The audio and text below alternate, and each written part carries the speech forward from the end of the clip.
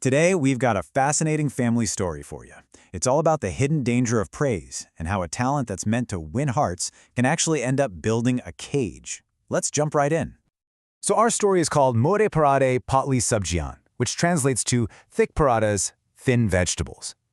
Now, this isn't just a recipe, it's actually a really powerful metaphor for how an act of love can become this heavy, heavy burden. It shows us how praise can quietly build a prison around you. All right, to really get what happens next, we need to step into the world of the Mehta family. This is a household where pretty much everything, from big celebrations to just daily life, revolves around food. Yeah, for the Mehtas, food is everything. I mean, they're literally known around town as the foodie family. Every single gathering is a feast, and being a good cook isn't just a skill. It's the main way you earn respect. So for the new bride, Nisha, this presents a very clear and honestly a very daunting path to acceptance. Nisha's smart. She gets the family dynamic almost immediately. She knows that in a big joint family like this, the fastest way to win everyone's heart and really secure her place is through the kitchen. Her cooking skills are going to be her currency. So, with that goal locked in, she gets ready for her Peli Rasoi. Now, this is a tradition where a new bride cooks her very first meal for the whole family. It's a huge cultural moment, and Nisha, she has a brilliant plan. She is living by this exact principle. Nisha knows that this one breakfast could totally define her reputation in the Mehta household for years. So she isn't just cooking a meal, she's crafting her entire legacy. And her plan is just meticulous.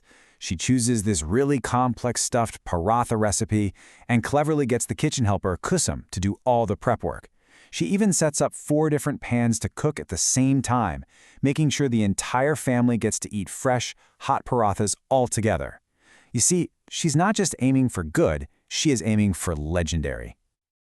And let me tell you, her plan works spectacularly. The meal isn't just a success, it becomes a full-blown family sensation. The family is just blown away.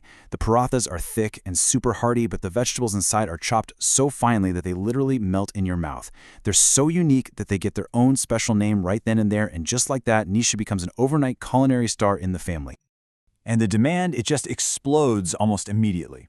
First, it's just family requests, but pretty soon, any guest who comes over is served her famous parathas. Then neighbors are invited over just to try them, and before you know it, the local women's social club is requesting them for their events. Her talent has become a public spectacle.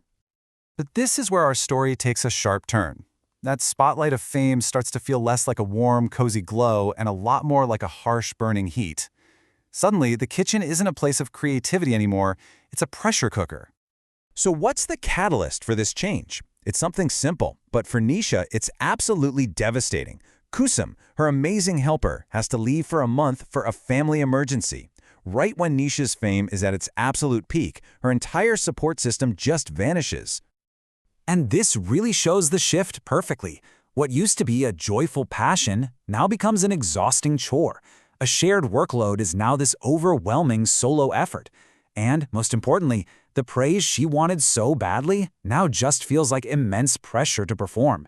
And she has to do it all by herself.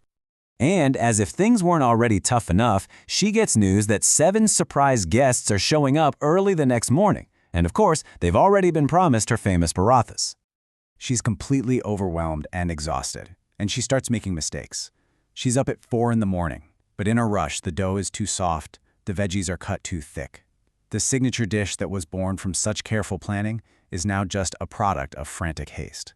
And the family and their guests, they notice. The praise starts to curdle into criticism. So this string of failures, combined with the relentless pressure, it all pushes Nisha to her absolute breaking point. The praise that built her up has now become a weapon that's being used against her. And the breakdown happens fast. I mean, on day 1, she's criticized for the guests' breakfast. A few days later, her parathas are the weak link at a potluck. And the final straw is failing to impress her sister-in-law's family.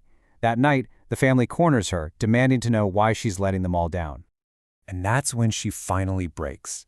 She looks right at them and says, "Main insaan hu, machine nahi," which means, I am a human, not a machine.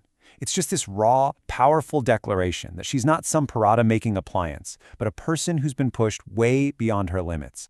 Then she follows up with a question that just cuts right to the heart of the whole problem. She asks her mother-in-law and sisters-in-law if they would ever expect their own daughter or sister to handle such an impossible task all alone. And that simple question, it forces them to see her not as a daughter-in-law who has to perform, but as a person, just like them.